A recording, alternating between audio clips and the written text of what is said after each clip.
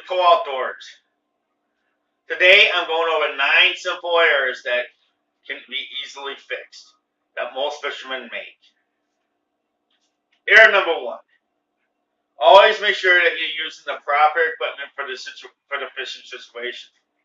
I have seen people try to fish in brush piles with 4-pound test and light spinning tackle.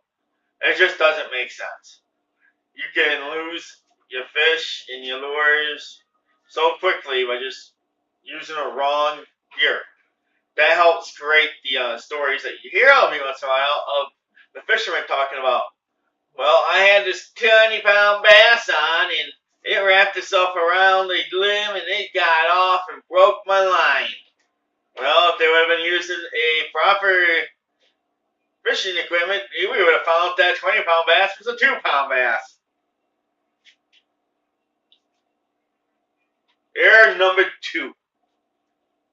Always check your line for frays and kinks. A fray is a small cut in a line which will create a weak spot. And kinks do the same thing. It creates a weak spot in your line. Weak spots in your fishing line is a very bad thing. At those points, it will be easier to break than if it was fully strong. And all you have to do if you notice a kink or fray in your line, quickly strip the line to that spot and cut it. That is the key to having a good line out there to fish with. You will lose a lot less fish if you properly take care of your fishing line. Take care of your fishing line, and your fishing line will take care of you. Error number 3. You should always check your rods and reels before you leave.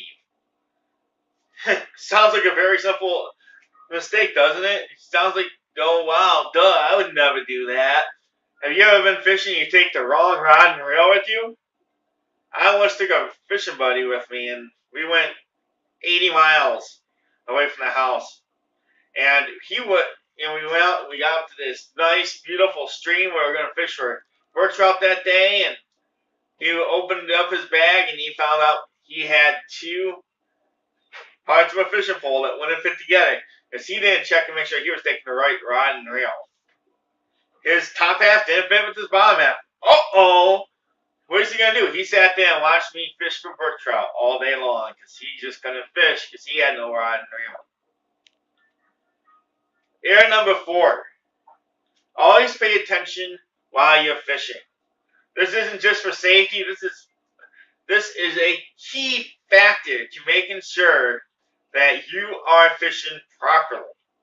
I mean, you could be going along and you find a stump that no one else has seen because everyone else is blasting through here.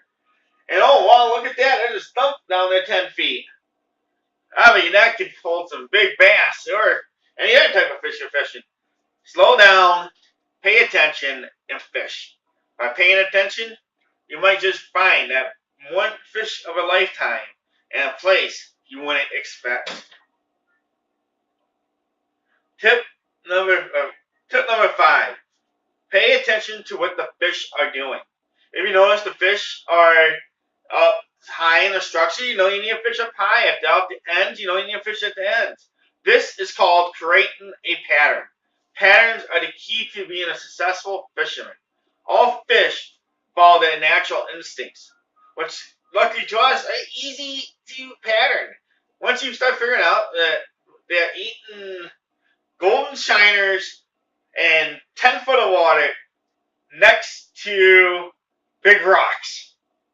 You can just go along, you can look at those big rocks and 10 feet of water, and right there, you're catching fish without even thinking about it. It becomes automatic. Tip number 6. When fishing any structure, make sure you map the physical outlay of that structure in your head. Because that will help you stay on the structure right if it's a drop-off. It will also make you more aware of where possible trouble are with big fish. If you're bass fishing and you get a large bass on, and it starts running for a twig that's 10 feet up, 10 feet away, you can properly steer that fish away from that twig and not lose your fish. Just pay attention to your layout of your structure. Very, very, very key to making sure you're putting more fish in your boat and not having as many fish stories. Tip number 7. Always set your hooks correctly. Know what you're fishing with and know your bait.